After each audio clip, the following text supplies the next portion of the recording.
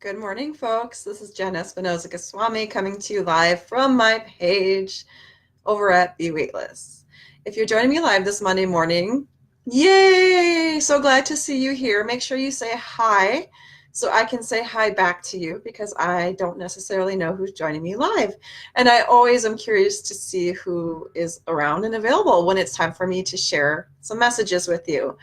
So we are in the US here officially at the very beginning of holiday week. Yay, we made it. One of the things that's very challenging this time of year is stress, right? There's no end of stress when it comes to the holiday. And because Thanksgiving more or less officially begins the holiday season, if not Halloween, I don't know. Where's the line there? Sometimes Christmas feels like it starts as soon as Halloween is there. But we are officially beginning the holiday season, which means that you might be feeling a certain way about that.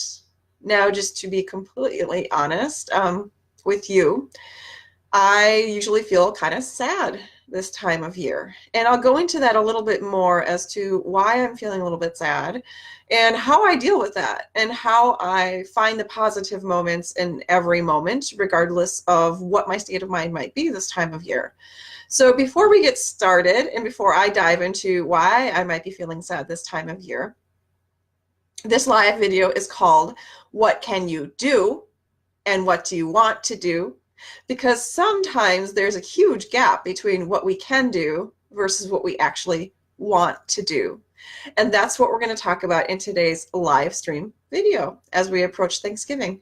So first, before we get started with that, I just want to ask, are you hosting Thanksgiving this year for your family, or are you doing something else? Are you going to someone else's house? Are you having a big party? Are you doing a Friendsgiving? For us, we used to do a regular go visit different family members' homes for Thanksgiving, but this year we have hosted ourselves in the past. This year we're going to go to a cousin's house nearby, so it's literally like a 10-minute drive from us. We don't even have to bring any food. We probably will anyway, just because that's being a good attendee, or that's being a good person who's invited to someone's house. But from a preparing dinner standpoint, it's very low key for us, and that tends to work out very well for my family. So we're very excited. We don't have to travel. We don't have to worry about cooking a big dinner. In the past, we've just cooked dinner for ourselves, so that hasn't been very stressful. I mean, we cook dinner for ourselves all the time. We just cook dinner every day for us. So that's not a very stressful thing. However, I can acknowledge that there are stresses this time of year. I have gone through a lot of business changes and things going on in my business, and this is a very busy time of year as a speaker. I do have an upcoming event coming up called Fashion Meets Poetry, where I will be sharing all about how to release your inner Wonder Woman. So I will pop the link below this video. If you have yet to see me share that event, I'd be very excited to meet you all in person. That happens December 6th.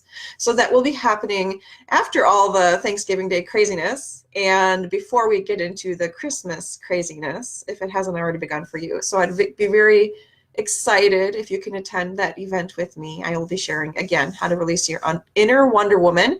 It's a program I'm very excited about. I've been doing this program for about a year now.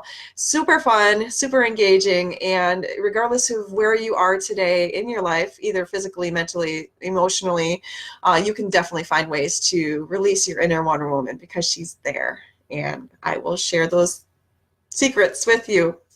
So I wanted to share with you a little bit. I mentioned that I'm sad this time of year, and here's why. I love Thanksgiving. To me, Thanksgiving is more precious even than Christmas.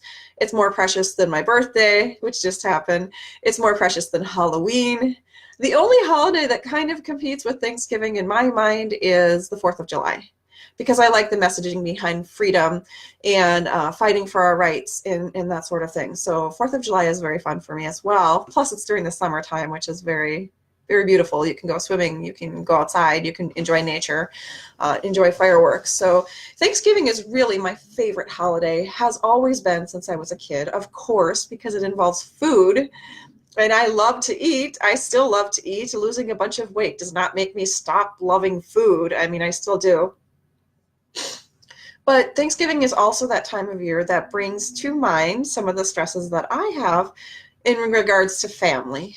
And I'm not going to share everything because I want to keep a certain level of privacy, but I will share that I am somewhat estranged from my immediate nuclear family. So my siblings, my mom to some extent, which means that I have not shared a Thanksgiving dinner with my nuclear family for, oh gosh, at least a decade, if not more. So it has been at least that long since I've shared a Thanksgiving dinner table with my mom, my sisters, my brother, and their extended family as well. So this is a really interesting time of year for me because we had a lot of traditions when I was growing up. We had a lot of, we rarely had company over, and if we did, it was usually extended family members, aunts, uncles, grandparents. So our house was pretty small, and when we did host, there were a bunch of people crowded into a small space. And most of the people who came over were our family members who we knew very much and saw somewhat regularly. So it was kind of a way for us to come together. We always ended up breaking out into a game of what we called spongy fun, where we had a Nerf ball and we would kind of, pass it along to each other. Young and old always got involved in that. As I was older, we had a pool table in my basement. So my dad was really big into pool, and us teenage kids would go downstairs and play a riveting game of pool and watch some fun movies, do some puzzles together. Inevitably, we ended up doing all day long kinds of celebrations where after dinner we would go and play some games. We would do some other things that were more active. So those were the kinds of traditions that I grew up with during Thanksgiving season. What are some of the traditions that you grew up with? And if you have shared some of those traditions or would like to share in the comments, do you carry those traditions forward with your own family? I do not necessarily carry those traditions forward with my family because my husband's from India, and while we certainly know how to make a decent turkey, my husband was very excited to make his first turkey a few years ago in our house for our family. So we have the skills to make our own Thanksgiving dinner. It was never a question of that, but our traditions are a little bit different in my family than they were in my nuclear family when I was growing up. So for example, last year, my children and I, all of us actually, when we got down into the Thanksgiving Day table, we had little slips of paper and we wrote down on the slips of paper things that we're grateful for. Now at the time, my youngest daughter, Asha, was about 6 years old, and then Jade was 13 years old. No, she was 14 years old. So, some of their responses were very interesting. And I have a blog post that I wrote about that experience. If you're curious to check it out, I will pop that link below this video because I thought it was very touching. And I like to review sometimes, where we were mentally back then. So we do have a little Thanksgiving Day box that we keep these gratefulness quotes in, and I intend to continue that tradition. But other than that, sometimes we'll go locally to a cousin's house and celebrate dinner together, and inevitably that ends up being may or may not be home cooked. They have a nice table setting that they have going on. There could be a movie that's involved. The adults typically separate from the children.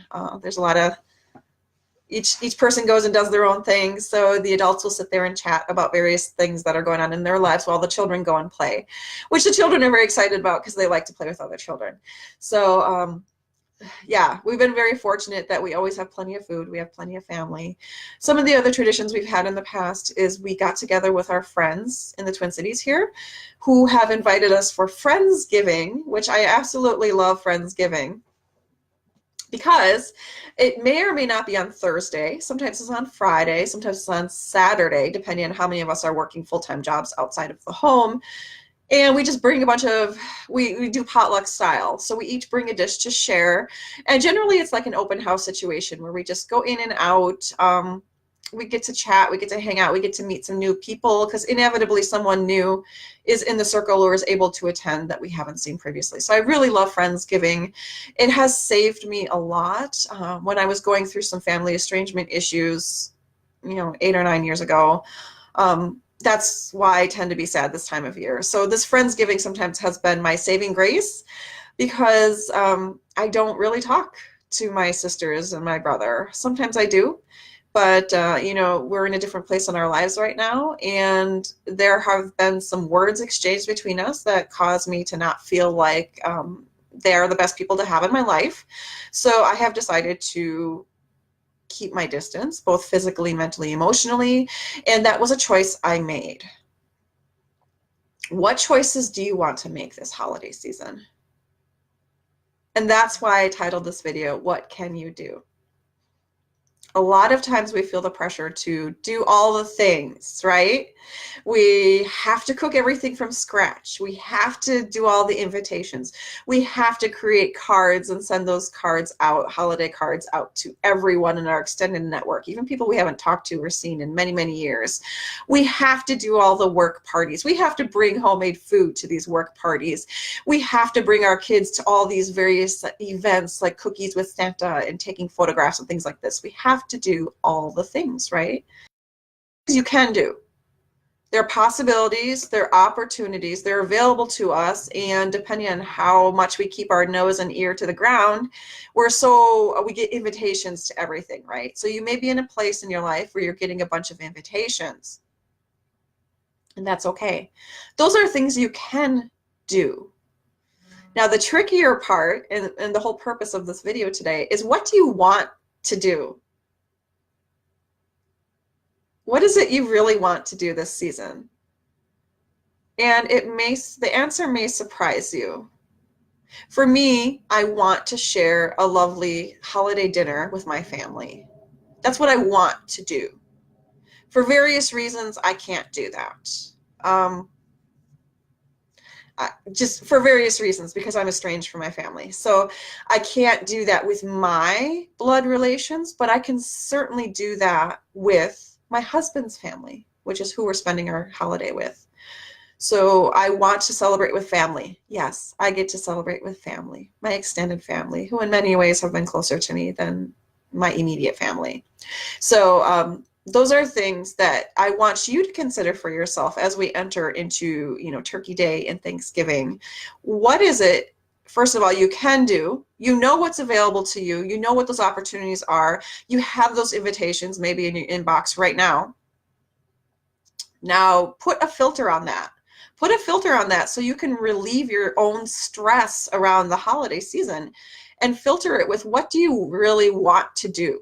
If you don't want to make everything from scratch, whether you're hosting Thanksgiving dinner this year or participating in someone else's Thanksgiving dinner, you don't have to make something from scratch if you don't want to, right?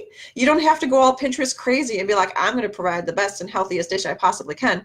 If you want to, that's fantastic. By all means, go for it. And let me know if you want some help with recipes, because I'm doing some food fights in my group, Wait No More, and we're going to share some recipes and kind of find the best recipes for everything. And I'd love to hear what your recipes are if you are that kind of person who enjoys cooking and really wants to cook and really wants to share that dish, because that's part of how you share and express yourself. That's great. But that doesn't mean you have to. You can fight the grocery store lines. You can buy a bunch of food items and you can prepare a delicious something to share. You absolutely can. But if you don't want to, why would you make yourself go through that stress, right? First of all, you'll go into it with the wrong mindset. You'll be like, oh, I don't want to do this. I have to clean up. I have to do all this stuff. And usually people who don't want to do something will end up trying out a recipe that has like 50 million steps, right? It's a complicated thing. It's not a put it in a pot and let it cook and forget about it. Usually you try to get something fancy. You try to make it look a certain way. You try to have all the things inside of the recipe. So even then, if you're a high achieving person and you go to the 10th degree on those things that you do for the holiday, maybe you go over and above, and that's just kind of your style and how you've always done it. Then you might be doing certain things to another extent that you don't even want to do. And why would you do that for yourself? Is that the experience you want to create for this holiday? We'll talk about some other things. So for example, there's a lot of invitations. There's a lot of events going on right now. I work not just as a health coach over at Waitlist, but I also do some marketing for Happy Family, which is an organic baby and toddler food company. So one of the things I always keep an eye on is what events are going on that are kid friendly, There'll be a lot of children there that I can share my healthy snacks with. And it's not mine, it's the company Happy Family, which is based out of New York. And I have a number of products and a number of events that I have to attend and share our messaging with. I totally love doing that. It's fun, and it meets my mission of creating happy families, one family at a time. It can be very stressful because basically I'm managing a schedule continuously. I'm trying to find events. I'm reaching out to event coordinators. I'm doing that on a weekly, if not a daily basis, so that I can find an event to reach children and reach moms and share this message of healthy food. And I love to do that. Something I want to do, but not always something I can do. So for example, if I book 2-3 events in 1 week and I'm speaking that week, I know that physically, mentally, emotionally, I'm not going to be able to be the best I can be. That to me is self-care, is being very conscious of my schedule. Does that incorporate your idea of what self-care is? I'd love to hear from you. Drop an emoji of how you feel about scheduling around the holiday and what that feels like to you. So for example, my scheduling over the holiday, I keep a really low-key schedule, especially around, I don't have any plans the end of this week. None, other than showing up at someone's house to eat dinner on Thursday. I have no other plans. And then exercise. I always schedule my exercise. I have no other plans. So when you think about your schedule in the next 3 weeks, 4 weeks, even 6 weeks, up until New Year's Eve, can you imagine New Year's is only 6 weeks away? Drop an emoji that describes how you feel about that schedule. I'd really like to see what you have to say about that. No, so for me, I know that the most important priorities I have and the things I want for myself over the holiday season are plenty of sleep. Plenty of sleep is at the top of my list, friends, and that's okay. I wrote a whole article on why you should sleep during the whole month of January. Instead of going crazy into resolution season, rest. Because many of us are so stressed and so busy between Thanksgiving and December that the last thing our bodies are willing or able to do is jump into hyperdrive and try to achieve amazing results in the month of January, which is the coldest, darkest month of the entire year. That doesn't suit a lot of people in a lot of ways. So that's why I think that rest is so important for us. Now we're early into the season here, so we don't have too many dark days, but logistically, some of our scheduling has to change, right? If you like to walk, you can't go outside and walk at 4:00 p.m. anymore because it's too dark. Or you might have to be concerned about, if you do go out in the darkness, how do you keep yourself safe? Those are real conversations. Or how do you keep warm? I still don't know how to run outside in winter and keep warm enough, especially when I start sweating and get tired and energized from my run. I don't know how to not be cold from that. So scheduling is a very important piece of the season. For me, scheduling, my top for scheduling is rest. I always go to bed before 10. Rarely do I go to bed later than 10. And I wake up generally between 5 and 6 a.m. because I prioritize my schedule in the morning so that I can achieve the most I can in the mornings. That's my commitment to myself and to my self-care. The other priority I have during the holiday season, and I'm curious if any of you share this priority with me. So if you're watching this video on the replay or live, then feel free to share if this is a priority for you. Exercise. I have my exercise schedule completed for the rest of this year. I have it marked on my calendar. I know exactly when, I know exactly where, and I have people who I'm meeting who are going to keep me accountable. Now, in one season of my life, I didn't need that because I was working out at home and I knew I managed my own scheduling so that I would do it at home. Now I meet outside. So, I have to be conscious of times when I might not feel like going outside because it's cold or it's snowing or my shoes are not there, whatever. I have different excuses. But exercise is my second priority over the holiday season. And that's something I can do it, surely, but I want to do it because I feel better after I do it. My third priority over the holiday season is family, 100%. I scheduled a bunch of business things today and tomorrow, including this video, because yes, I'm going to be working my business hardcore and I'm going to be serving my clients hardcore. But at the end of the day, I have this business so that I have the freedom to be with my family when I want to be. And over the holiday season, I am with my family. 100%. Once in a while, I have an event here, an event there, because I think it's helpful for my own sanity to keep filling my own cup. So sometimes that involves an event, but my family comes first. So my scheduling is around sleep, exercise, and family. That's what my scheduling looks like for the rest of this year. So as you look at your scheduling, your priority, and what you want, are there any shifts that need to happen there for you? I'd love to hear about that. Speaking of invitations, I have an invitation for you. I am opening up a brand new program. By the way, this is the first time I've done this. I'm super excited about it. I have 2 people who are already signed up for this. So if you are next, you're going to get so much out of this program. One of the challenges I see a lot of people doing is they start the new year completely fresh, right? This idea that I'm going to be a new person. I'm going to completely overhaul my entire lifestyle, and it's going to happen on January 1st. So what they tend to do in November and December is say, oh, I'm on holiday mode. So it's not just 1 day or 2 days. It's like weeks worth of holiday mode, which can create self-sabotage. It can create more stress. It can create this lackadaisical feeling of, oh, we'll figure it out. What tends to happen is that consistency is never established, because while we can certainly start, the new year with a new perspective, maintaining that momentum is very difficult for us. How would things change for you if you had 30 days worth of success behind you by the time the new year rolls around? That's what this program is intended to do. We start December 3rd, so it's coming up pretty quick, folks. And what we're going to be doing is focusing on one consistent daily habit. Just one. It only takes one, folks. What we're going to be doing is not breaking the chain. So this idea came from James Clear, his book called Atomic Habits.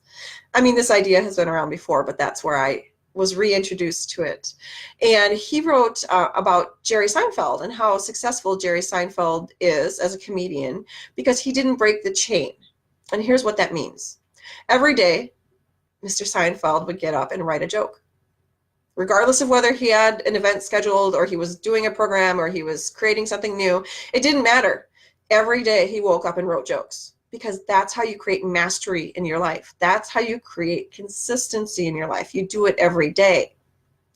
And for 30 days over the course of December, I will support you with one consistent daily habit.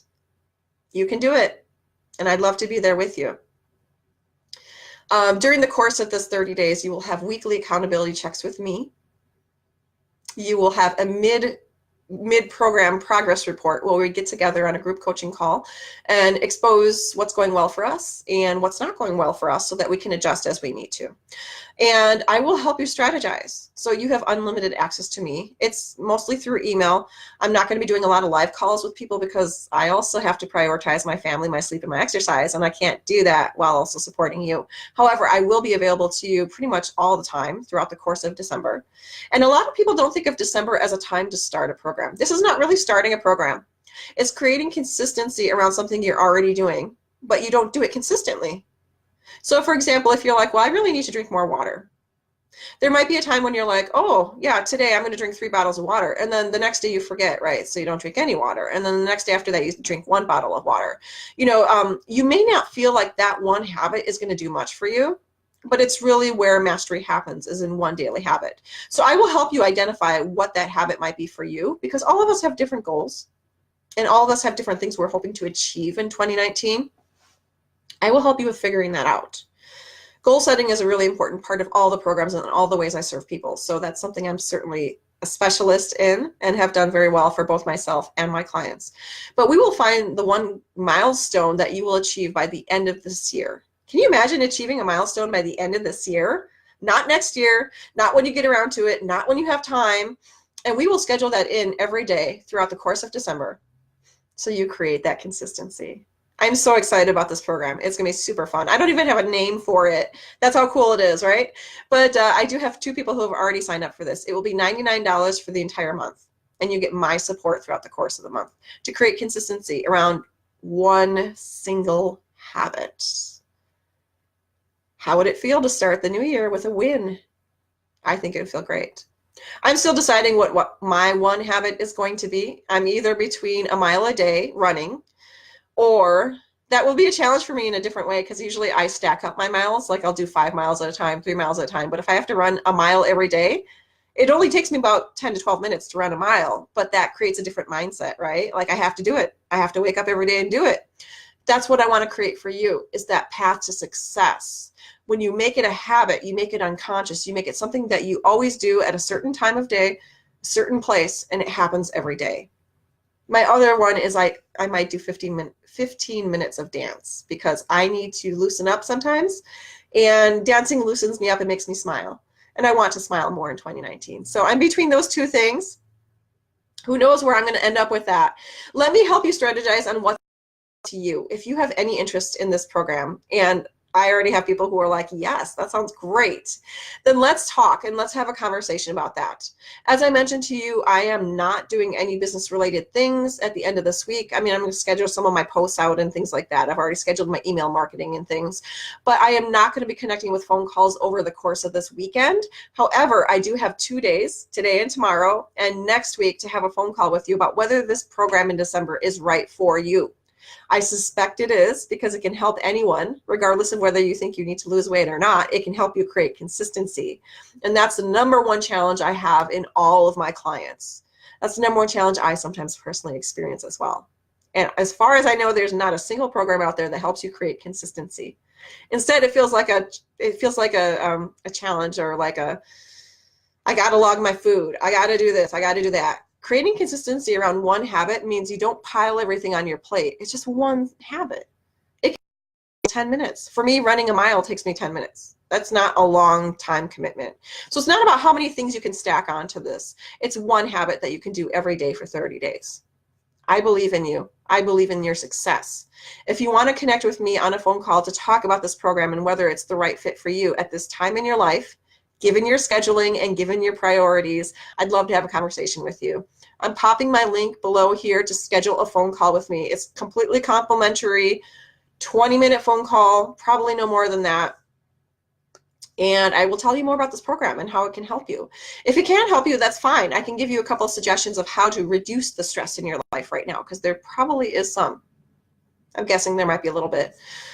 So for sure, we can move the needle for you whether you work with me or not, but we can certainly suggest some ways that you can move forward into your best 2019 ever. This is Jen Espinosa-Goswami talking to you about the difference between what you can do and what you want to do. I want you to feel successful at the end of 2018 in creating consistency around your habits. If that's something you want to, let's have a conversation, schedule a phone call with me, or private message me and let's get this going. By the way, if you look at my calendar and you don't see a time that works for your schedule, private message me, we'll figure it out. I am certainly open to suggestions. I just want to make sure I prioritize my family time as well. In the meanwhile, I hope you enjoy a fabulous Thanksgiving day. Whether you're traveling or not, stay safe, stay grateful, and enjoy yourself. Thank you so much for watching this video, and we'll connect soon. Bye-bye.